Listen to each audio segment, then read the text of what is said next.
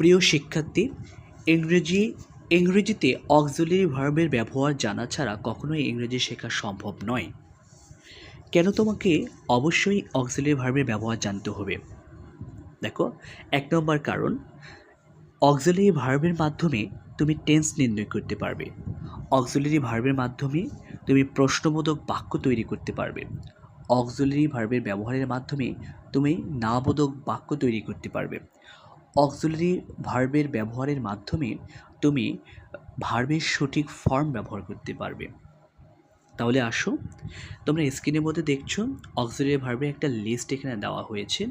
তাহলে auxiliary verb সম্পর্কে একটু কিছু বেসিক কথা জেনে নাও। ইংলিশে ভার্ব হচ্ছে মূলত দুই প্রকার। একটা হচ্ছে অক্সিলারি ভার্ব অথবা হেল্পিং ভার্ব, আর একটা হচ্ছে মেইন ভার্ব। অক্সিলারি ভার্ব কাকে বলে?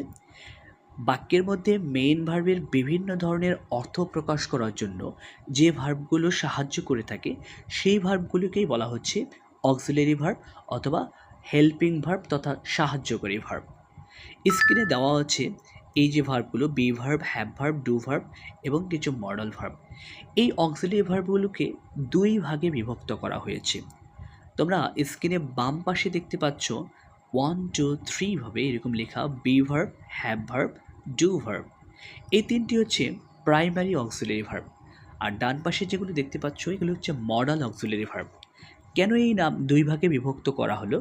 দেখো, বি ভার্ব, হ্যাভ ভার্ব এবং ডু ভার্ব এই তিনটার বিশেষ দুইটা বৈশিষ্ট্য হচ্ছে এগুলো দ্বারা টেন্স নির্ণয় করা হয় এবং এগুলো বাক্যের মধ্যে মেইন ভার্ব হিসেবেও ব্যবহার হয়ে থাকে, তখন আর কোনো অক্সিলারি ভার্বের প্রয়োজন হয় না।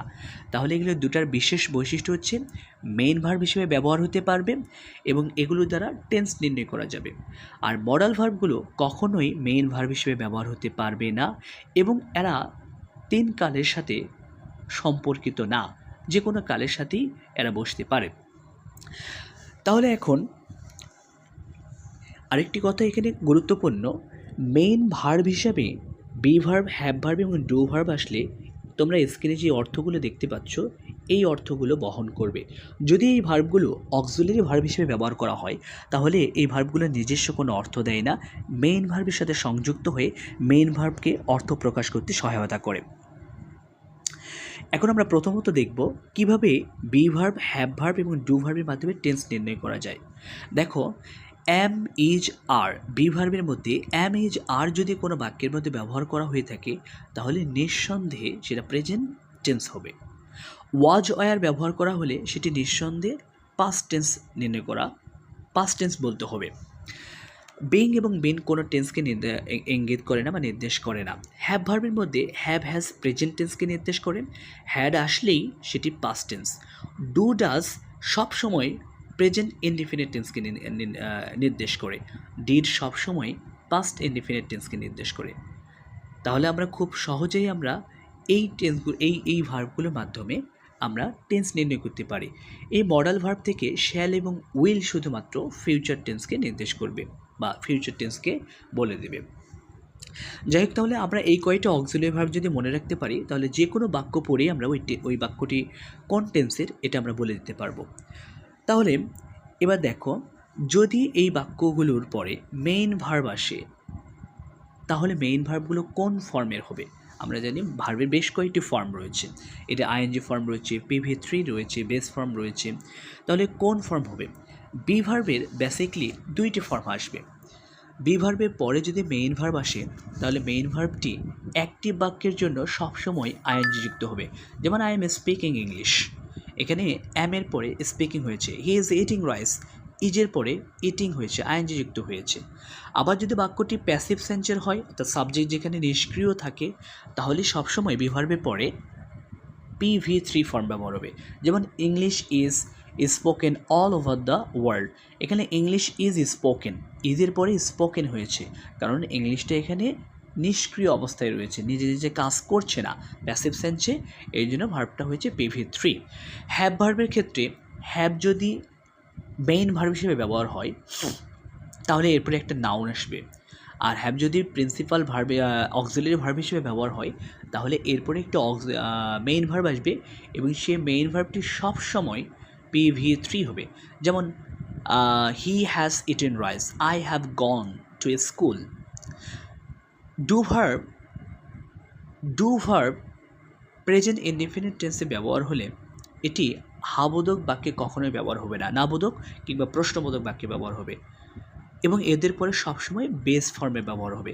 যেমন I do not believe you, he doesn't come to school regularly, I didn't eat rice, do you believe me, does he practise spoken English, did he tell the matter. এই যে did he tell the matter, ডিডের পরে tell আসছে, did he টেল বললাম, আমি telling বলি নাই। অর্থাৎ ডিড, ডাজ, ডু ব্যবহার হলেই পরবর্তীতে যে ভার্বটা আসবে সেটা অবশ্যই বেস ফর্মে হবে। আর বেস ফর্ম মানে, ভার্বের বেস ফর্ম মানে সেই ভার্বের সাথে এস বা ইএস অথবা আইএনজি অথবা ইডি অথবা ভার্বের শেষে টি কোনো কিছুই যুক্ত করা যাবে না। তাহলে আমরা বুঝতে পারলাম বি ভার্বের পরে যদি বাক্যটি অ্যাক্টিভ হয় তাহলে সবসময় মেইন ভার্বটি আইএনজি যুক্ত হবে, যদি প্যাসিভ হয় তাহলে V3 হবে। হ্যাভ ভার্বের পর সবসময় V3 ব্যবহার হয়। ডু ভার্বের পর সবসময় ভার্বের সাথে বেস ফর্ম হয়। উইল, শ্যাল, ক্যান এগুলো হচ্ছে মডাল ভার্ব। মডাল ভার্বের দুটি স্পেশাল বৈশিষ্ট্য আছে। মডাল ভার্ব কখনোই এগুলো মেইন ভার্ব হিসেবে ব্যবহার হয় না এবং এদের পরে যে মেইন ভার্বটি বসবে সেই ভার্বটি অবশ্যই বেস ফর্মের হবে। এগুলো বিশেষ বিশেষ অর্থ প্রকাশ করে, যেমন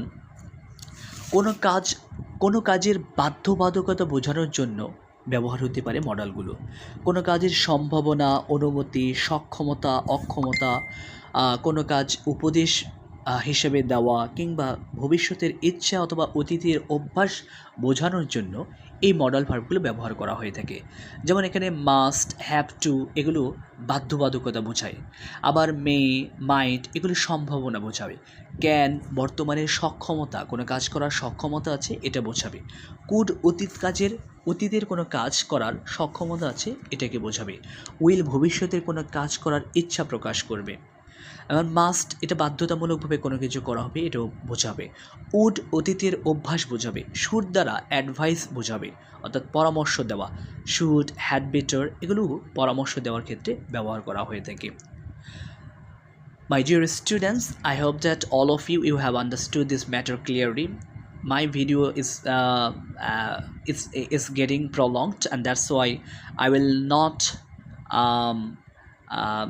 enlarge the video more. Next time, inshallah, I will talk about this matter in detail about this matter if you want. Thank you so much to watch my video. Allah Hafiz.